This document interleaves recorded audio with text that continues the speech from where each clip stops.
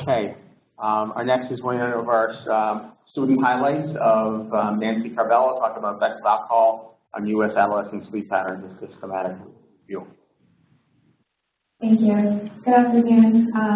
This research was part of the MSRCP program for the medical school that I'm in, and we'll go ahead and get started.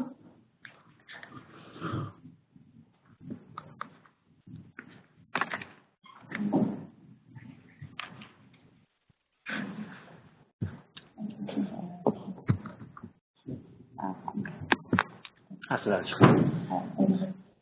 So a little bit of background. There is an increasing trend of multiple substance use among adolescents.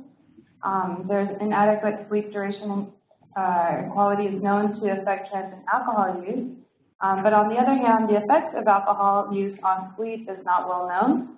And the implications of alcohol-related sleep disturbance patterns among minority adolescents are needed in primary care settings. So the objectives of this systematic review was to determine how alcohol use misuse impacts adolescent sleep patterns and sleep quality, and also to identify possible roles of primary care in reducing the impact of alcohol use, misuse, and sleep disruptions among adolescents. The methods that we used was a systematic review study design. 5 database sources were used from 2009 to 2015, the 5 listed there. And the study eligibility criteria were articles published in English, peer-reviewed journals, alcohol use effects on sleep patterns in that direction, U.S. adolescents 13 to 19 years old, all ethnicities with a normal health status, and hand search using the terms sleep and alcohol in adolescent or adolescence. So for the data analysis, we were looking for relevancy by title, abstract, descriptor, mesh terms, Prisma flow diagram, and we obtained a full manuscript for all the relevant studies. We created a table summary report, and quality appraisal was determined by methodological quality, precision, and external validity. So for our results, we used a Prisma flow diagram for inclusion-exclusion criteria for study selection, and as you can see, there were 389 articles to begin with, and then we removed duplicates, we screened the records and excluded some, and then finally ended up with a total of 30. For our results, here's the table summary report of data extraction, and then if you just notice, we tried to quantify the information by gender and then by ethnicity, but there's a lot of areas where there's no numbers and gaps are missing.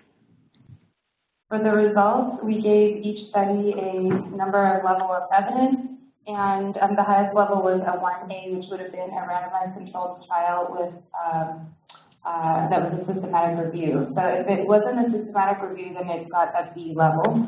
And then for internal validity, we used the QA-TSVP and gave each study a total score that could go up to a maximum of 48. Then for summary measures and confidence intervals to measure precision and results within individual studies, we were looking at p-value, odds ratio, and confidence interval. And as you can see, there's information that's not there just because it wasn't listed in the study. Generalizability parameters measuring external validity for assessing risk of bias across studies was denoted by N over 100.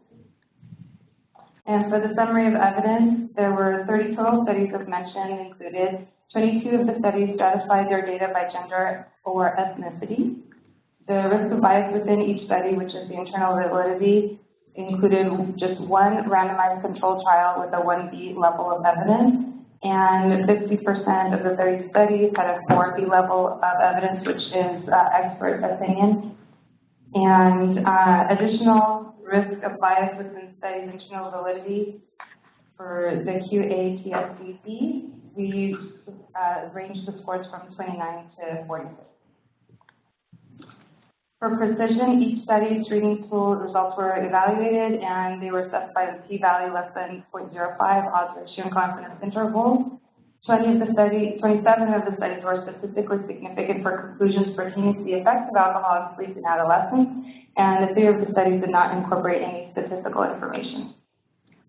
An analysis of risk of bias across the studies' external validity. Most studies' conclusions were generalizable with respect to available technologies and sufficient sample size, but geographic location was not as generalizable. Less than 50% of the studies reported information for national subjects, and a few of the studies were examining the western part of the U.S., but most did not include them.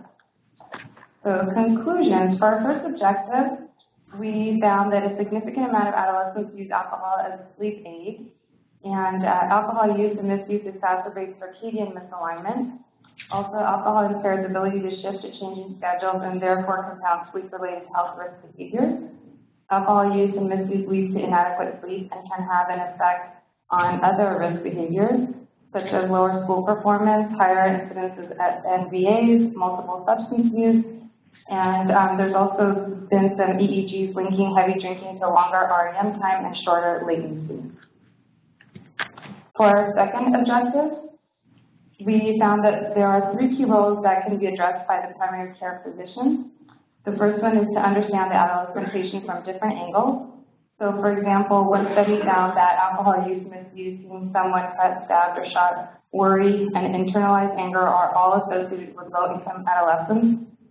For number 2, ask the adolescent patient the right supplementary questions. For example, heavy drinking, living conditions, and other socioeconomic factors are associated with a shorter sleep duration, less than 6 hours of sleep per day. And number 3, brief interventions can reduce the quantity and frequency of alcohol use and misuse. And one study found that the effect would probably be greatest among adolescents who already drink. So there are limitations to our study. The first one was that U.S. adolescents were grouped with adults. Definitions for age groups varied across the study. So, for example, 18 to 25-year-olds were sometimes considered young adults and other times late adolescents. There are inherent limitations with respect to each type of individual study, and also assessing mixed studies, which is what we were doing here. There was insufficient confidence interval data to formulate the forest plot, and a few of the studies grouped non-U.S. adolescents along with U.S. adolescents, and also ethnicities were not equally distributed. Thank you very much. Thank you, Nancy. A great talk. Time for a couple questions. Yes, thank you.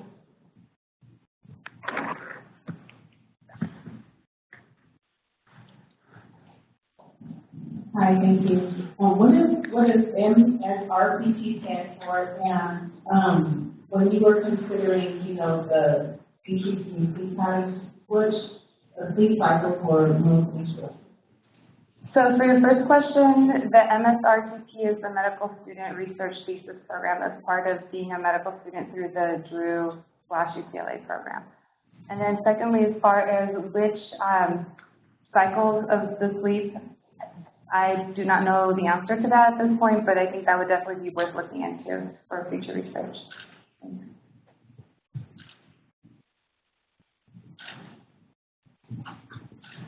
Okay, thank you, Nancy. Great talk.